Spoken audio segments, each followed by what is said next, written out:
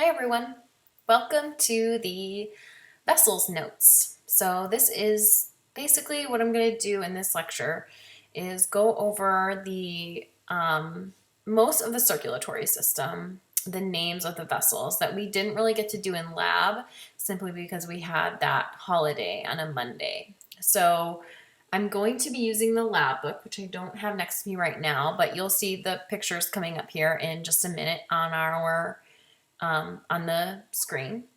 And I'll be going over those diagrams with you and then explaining kind of what you need to know, what you don't need to know, that kind of thing, so that you're really clear on that for your upcoming lab exam. Okay, so this is specifically designed for our class because we're using our exact laboratory book for this. So let's get started. So the first diagram that you can see here, we have the head and the neck, and we're going to be going through these arteries and veins in groups. So we'll just kind of go through diagram by diagram, and I'll point out what you need to know and so on. So the first two arteries we can see are the anterior arteries in the region of the neck, and I'm going to highlight them in a second here if I can get my colors going. So these two anterior arteries, these are the common carotid arteries coming up the anterior part of the neck here. Yes, where that red line is coming in. So the first one, though, the first two that I highlighted, those are the common carotids, and they split into the external carotid artery going to the face and the internal carotid artery going into the cranium. So there, the one that comes out and supplies blood to the face, that's the external carotid, and the one that goes in to the cranium is the internal carotid artery. Okay, and that's supplying blood to the brain. We have them on the right side as well.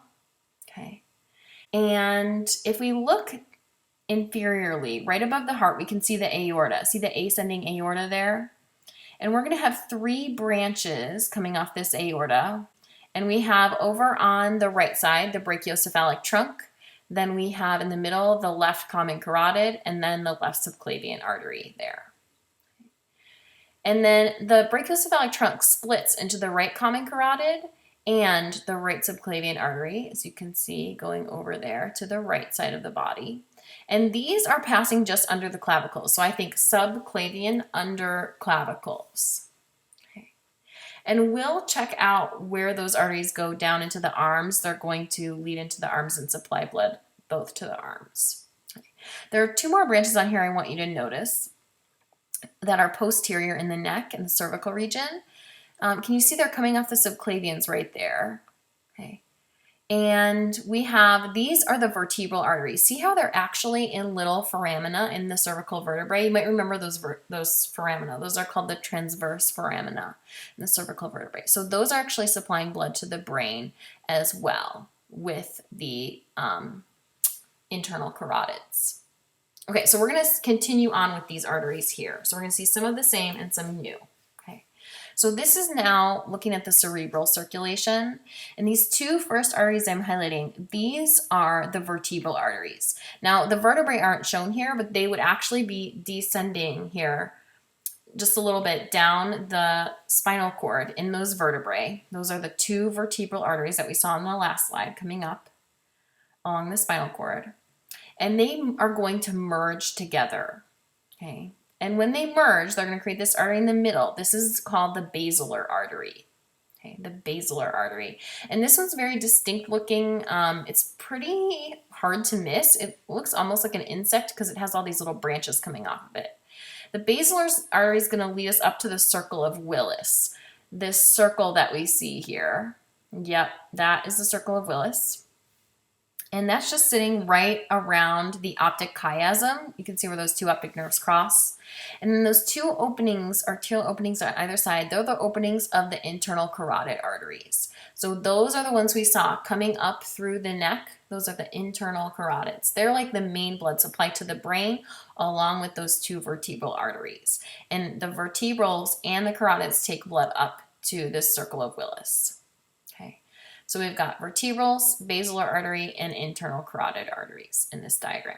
They're the same on the opposite side. So if you look over there on the opposite side of your page, you can see that more simplistic diagram showing same arteries. We've got the vertebrals on the bottom, the basilar in the middle, and the circle of Willis on the top there with the internal carotids. So make sure you have that labeled properly on your diagram that you see in your book. All right, cool. So on our next diagram, we're looking at the arteries in the arm. And we should go ahead and draw the subclavian artery in here. Remember, these are going to supply blood to the muscles, connective tissues, skin, bones of the arm. So go ahead and draw the subclavian. And remember, this is subclavian. It's going under the clavicle. Okay, it's missing. The line's missing. That's a subclavian artery. Okay. And then descending through the arm, or moving distally, right? We're moving distally down the arm. We have the axillary artery in the axillary region, the brachial artery in the brachial region, deep in the arm there. This is where we would measure our blood pressure. And then on the lateral side of the forearm, the radial artery by the thumb. And on the medial side of the forearm near the pinky, the ulnar artery. So those are pretty simple. If you remember those body regions, the names of the body regions, these really shouldn't be tough for you. I don't think you guys will have too much of a struggle with those. And they're the same on the left side as well, so there's no difference between the left side and right side. And then up at the top there, see those two vertebral arteries that we saw in the last diagram? Okay, so you can even connect your vertebral down to your subclavian there on the right side. Okay, those taking blood up to the brain, up to the basilar artery, and then the circle of Willis. Okay, so moving on. Now we have our picture with this giant guy with all of these arteries throughout his whole body. And let's see, I'm not going to go through all of these, but just kind of the important ones. No, not just the important ones, but just the ones that are a little trickier. So here we have, see how the carotid in the neck splits into the internal and external carotid? You can't really tell which one is which just because they're not drawn very detailed right there. Okay. But the carotid descends down to the aortic arch. And we can see the brachiocephalic trunk. You can see the left common carotid and the left subclavian. And then the aorta has different regions. So right now in red, I just highlighted the ascending aorta. Then in green, we have the aortic arch, off of which those three arterial branches come that we just mentioned. And then the aorta is going to curve down and go behind the heart. So I'm kind of filling it in, and I'm drawing as it would look behind the heart. Okay, so it's passing posteriorly to the heart. And that's the descending thoracic aorta, shown in black. And then in blue, right there, that is the descending abdominal aorta. So this descending abdominal aorta is quite long, and there are several branches coming off of it that you need to know. So first we have here on the sides, see the renal arteries coming off toward the kidneys? Those are probably the most obvious and most distinctive, those two renal arteries coming toward the kidneys. At the very top of the descending abdominal aorta, where I'm drawing right now, that's the celiac trunk. Okay, then the second line I'm adding in here, and let me actually erase that. It looks like it's going to the kidney. So let me draw it in a little differently. Okay, this second artery I'm drawing here, this is the superior mesenteric artery. And this is going to take blood to the small and large intestine. And then down here, more inferior to the branching of the renal arteries, we have the inferior mesenteric artery. Okay, so up at the top, these three branches. First one is the celiac trunk. Okay, the second one is the superior mesenteric artery, taking blood to the small and part of the large intestine. And then lastly, down here, we have the inferior mesenteric artery, and this is going to take blood to the distal part of the colon, or the distal part of the large intestine. And we're going to see some other diagrams with these on it also. This is just kind of a little introduction to them. Okay, And I like to just memorize them in this order: celiac trunk, superior mesenteric, inferior mesenteric. The celiac trunk is right under the diaphragm, whereas the superior mesenteric is pretty much in line with the renals. I know it doesn't really look like it in this diagram, but typically it's very close to where the renal arteries branch off. Okay, here I'm highlighting the common iliac arteries. Those are elastic arteries similar to the aorta. Then here we have the internal iliacs, these short little branches, and the external iliac arteries, these longer branches that are leading down toward the legs. The external iliacs are bringing blood to the muscles of the legs, and the internal iliacs are bringing blood to the pelvic organs. Then here, highlighting the femoral arteries, right and left. Okay. They're going to then pass posteriorly behind the knees in the popliteal regions, giving us the two popliteal arteries. And then those will continue, they actually split, come around anteriorly and posteriorly. So we're going to have the anterior tibial artery, and then also the posterior tibial artery. And then you can see the dorsalis pedis artery on the dorsal surface of the foot there. Okay. Okay, so let's look at this descending abdominal circulation a little more clearly. So see up at the top there, we have the celiac trunk. It has three little branches off of it. We're going to look at that in a minute. Then, almost lined up with the renal arteries, we have the superior mesenteric artery.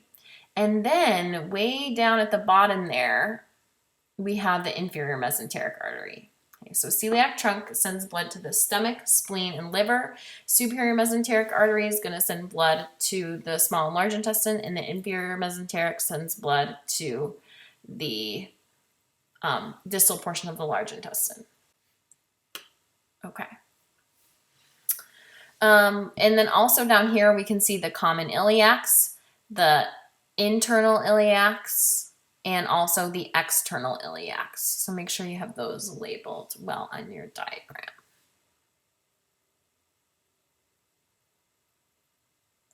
The internals are going to supply the reproductive organs, basically the organs in that pelvic region where those arteries are located, and the muscles in the pelvic wall.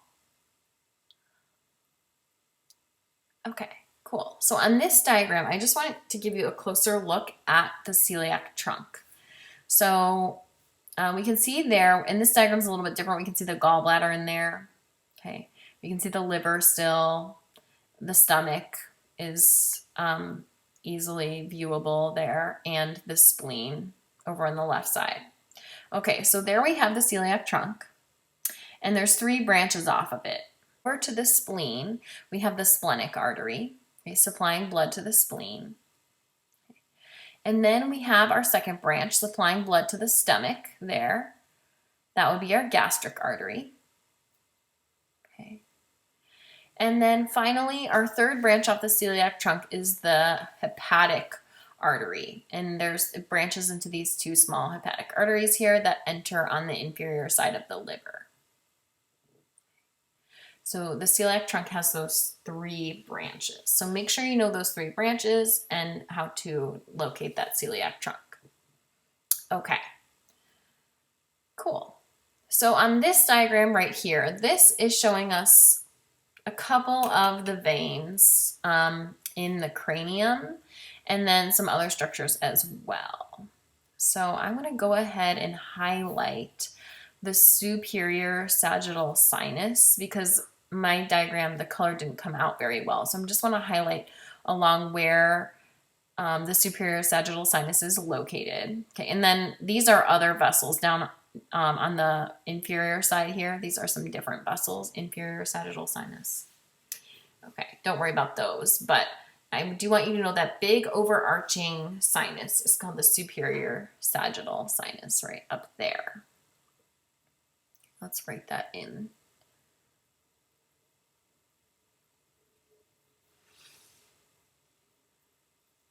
Okay. And then we have some other structures on here as well. There, if you remember this is a fold of the dura mater. You can see this better in the picture in the book. It's actually falx cerebri, one of those dural folds, the fold between the two cerebral hemispheres in the longitudinal fissure of the brain. And then here we have the internal carotid artery. Clearly not a vein, but they did show it on this diagram, so I wanted to point that out to you. And then we have a couple of sinuses, right? The frontal sinus, we went over this week in lab.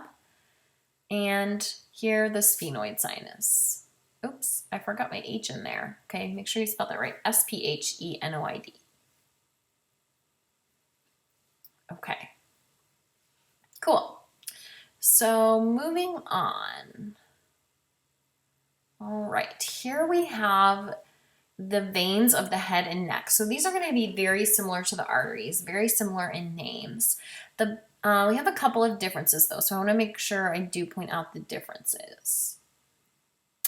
So let's see. Let's use blue. So our first vessel we see here, this is the superior vena cava, right? Draining blood into the right atrium. And then these two branches that form the superior vena cava, these are the brachiocephalic veins. We call these brachiocephalic veins because they're going to the arm and head, right? Brachiocephalic. And then the first branch we have here, these are the internal jugular veins, and these are going to drain blood from the cranium. Okay, so these are draining blood from the brain, a great amount of blood. And then here we have the external jugular veins as well, draining blood from the scalp and the face. Okay, so make sure we know internal jugulars, external jugulars. Okay, the internal jugulars actually drain blood from here, the superior sagittal sinus. All of that blood from around the brain and all these other veins on this diagram as well, all is drained down through that jugular vein, lots of blood. Okay, and so that blood would come back and flow back toward the heart then. So moving over, okay, now we can see here the left subclavian vein and the right subclavian vein. And then let's go ahead and move down the arm here, distally on the arm. So there's two branches that form the right subclavian vein there. We have the axillary vein. We have it on both sides, axillary vein. And then the axillary vein joins this superficial vein that we see over here on the lateral side of the arm called the cephalic vein. The cephalic vein and axillary veins, they merge to form the subclavian vein that we can see there. Okay, the cephalic vein is superficial, and I always think cephalic is like towards the head. So if I hold my arm out to the side like this, I don't know if you guys can see this, hold my arm out in this direction, like with my palm as it would be an anatomical position. The lateral side of my arm is towards my head, so I always think the vein on this side, superficial, is cephalic towards my head. Okay. The vein on the sort of inferior side, if you will, okay, it's really the medial side of the arm, but this would be the basilic vein. So we can see that also on this diagram. Okay, so I think cephalic towards my head, basilic towards the base or towards the bottom. That kind of just helps me get those, never get those mixed up. And then deep in the arm, we have the brachial vein. I just highlighted right there. Okay, so that's the one in the middle, just in that upper arm, we call brachial vein. We can see those, they're exactly the same on the other side, on the left arm. Okay, cool. So let's look at this arm just in a little bit more detail and add in a couple more veins. So you can go ahead and put an X through that second line up there. That's kind of an extra line you don't need. All right, up at the top, we've got the subclavian vein. Okay, then we can see, just like we just labeled on the last diagram, axillary vein and cephalic vein. Okay, those two merge to form the subclavian. All right, and then deep in the arm, in the brachial region, we have the brachial vein. That one is deep, and we can see down there, see how the deep veins are the blue ones. So we can see brachial is deep, whereas cephalic and basilic on the medial side of the arm, those are superficial. See how cephalic and basilic, they kind of border the brachial. Okay, see where the cephalic and basilic merge like this? There's one vein that connects them here. This vein is called the median cubital vein, because it's in the middle of the arm in the cubital region, right around our elbow. This is from where we would draw blood with an IV, or this is where we would insert an IV. Okay. And then deep in the forearm, we can see here our radial vein and our ulnar vein. Okay, radial on the lateral side toward the thumb, ulnar on the medial side toward the pinky.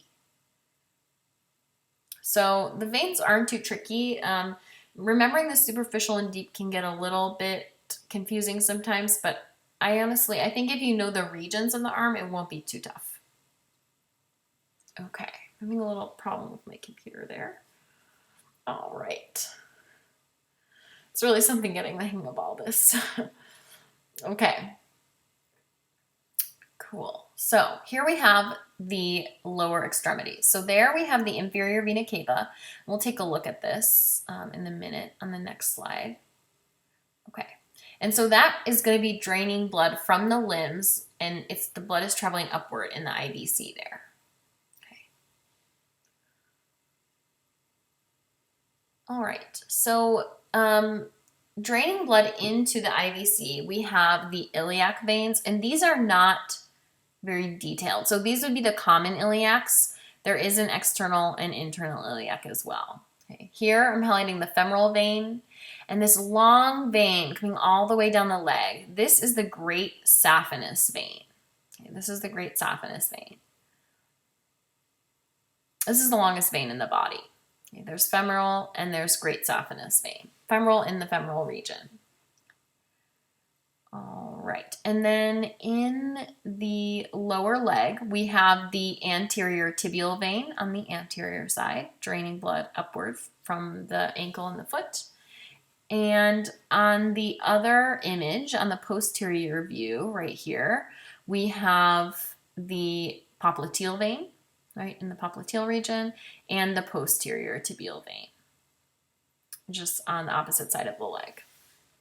So not too challenging in the leg, similar to the arteries. Okay, so here we have a picture of the hepatic portal system, and I really want to emphasize this to you guys, how this will work.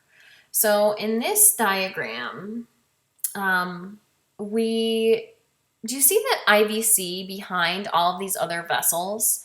See how none of these vessels are connected to the IVC except for the hepatic veins that I'm circling right there? So I want to just go through this with you slowly. So let's just go ahead and circle all the veins you need to know. So I'm circling inferior vena cava, hepatic vein, circle the hepatic portal vein. That one's really important. The superior mesenteric vein, the splenic vein, the inferior mesenteric vein, really, really important. Okay. And then go ahead and write in here the gastric vein. Draw a line. You need to know that one also.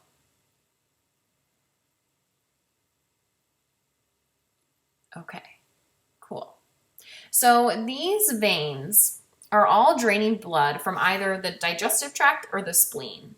And this blood, here we can draw some arrows to represent the direction of the flow. Okay, this blood is either bringing in lots and lots of nutrients from the digestive tract or potentially pathogens, right? Because we could have pathogens coming in from our digestive tract.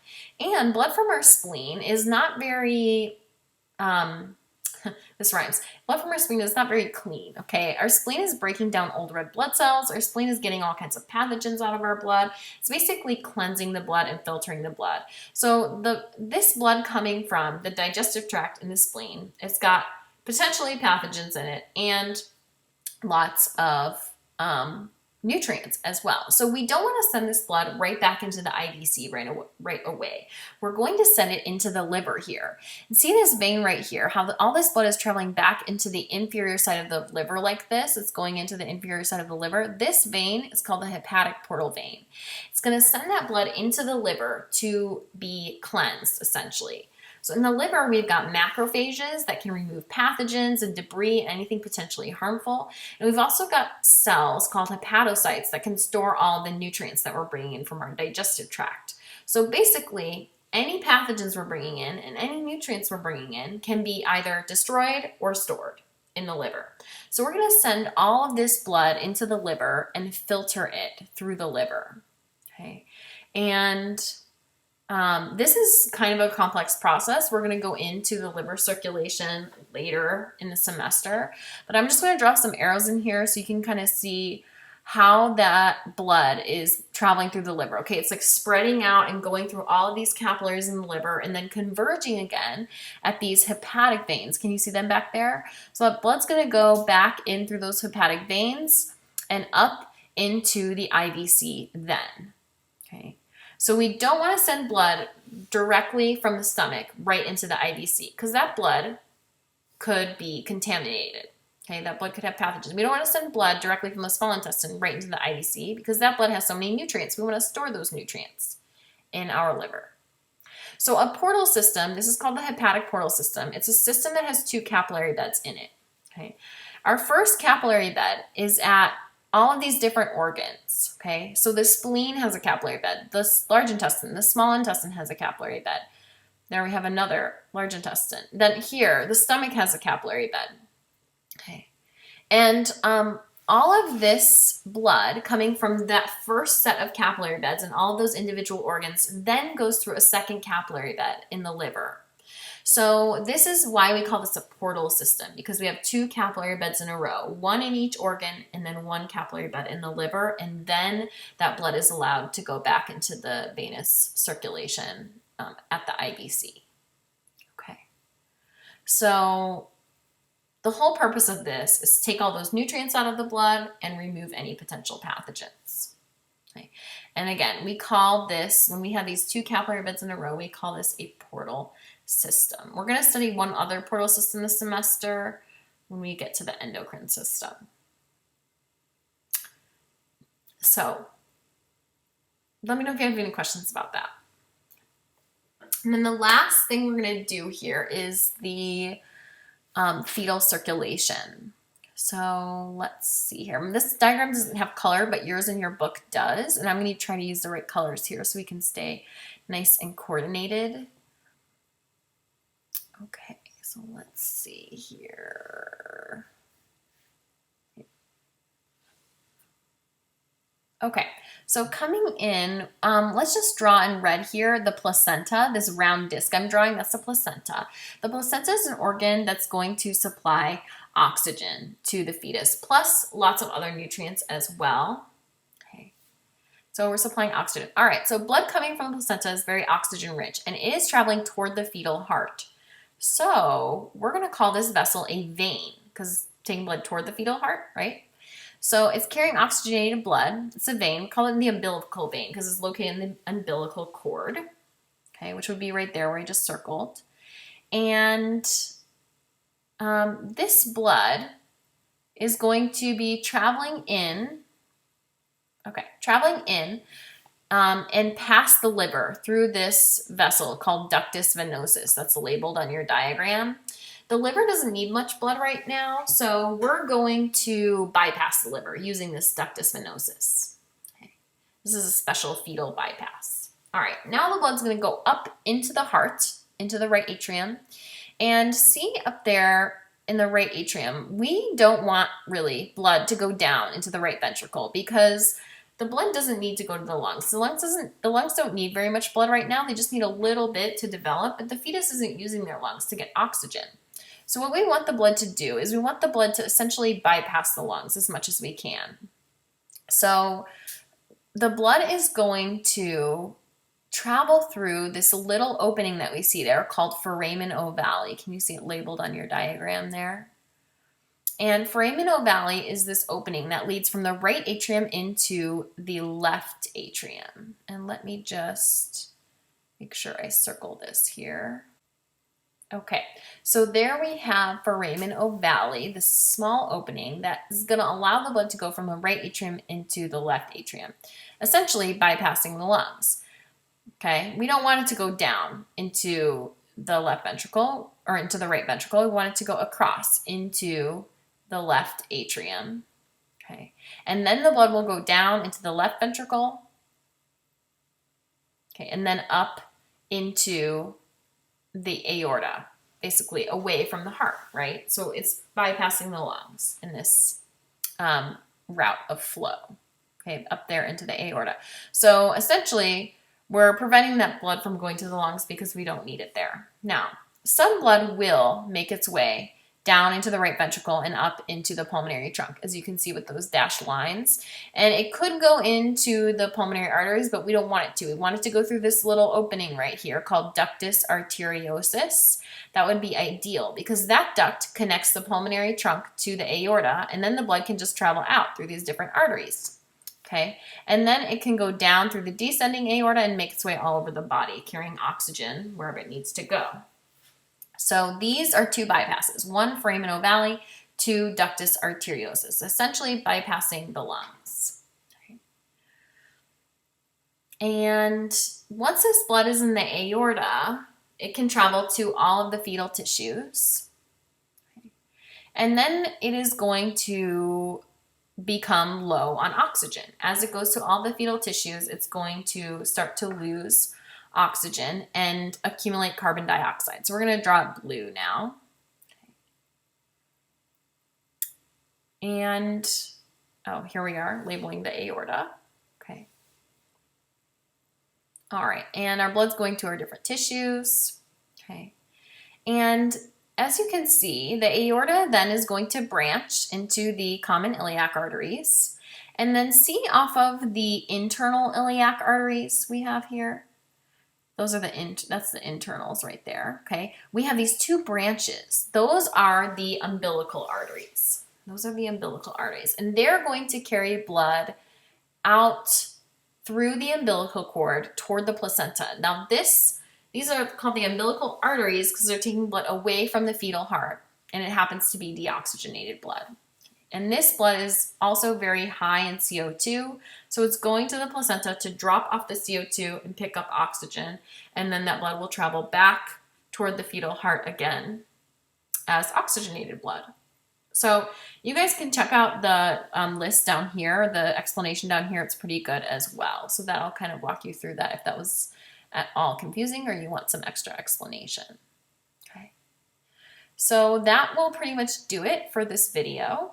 Let me know if you guys have any questions, and I hope you enjoyed it.